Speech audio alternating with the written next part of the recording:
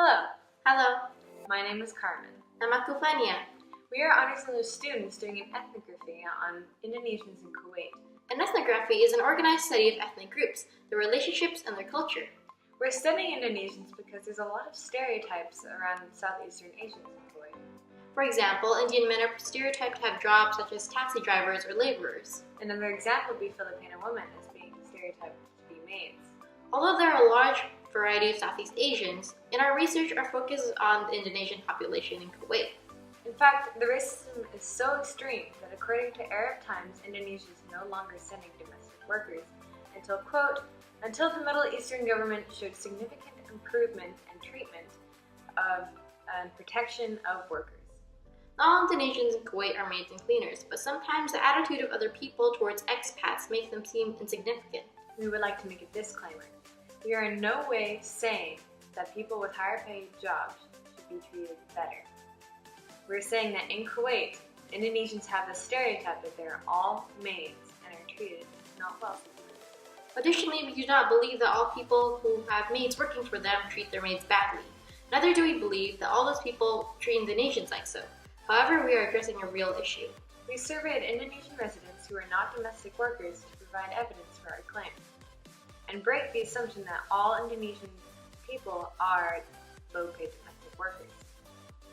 Out of the 32 people we surveyed, most of them were women. 65.7% of them were unemployed housewives. Which, I may add, is an interesting example of retaining culture.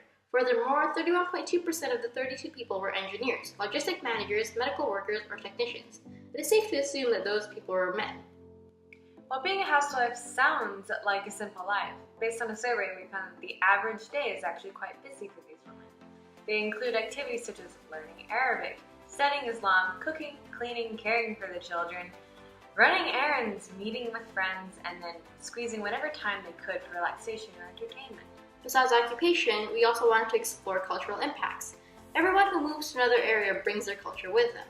This is why, for example, we see Christmas trees in a place that doesn't celebrate Christmas, which is what the Indonesians here do by continuing to be housewives in a place where they could work paid jobs.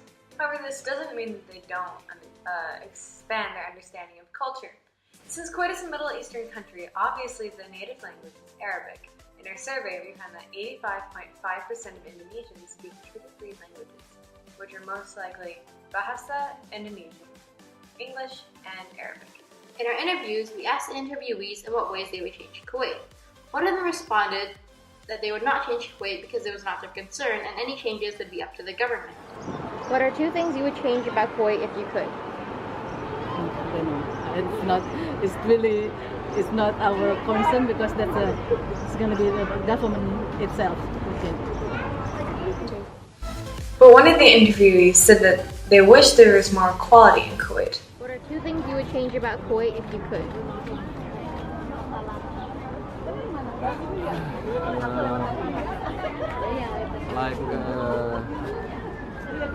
More open society and more equal for people.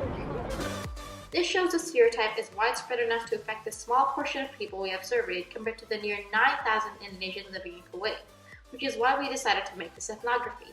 In our next video, we'll be doing a day in the life of an Indonesian. We'll be doing a video on a married couple on a weekend and how they go about their day. We'll include a few short clips of interviews that we have with them as well. Stay tuned!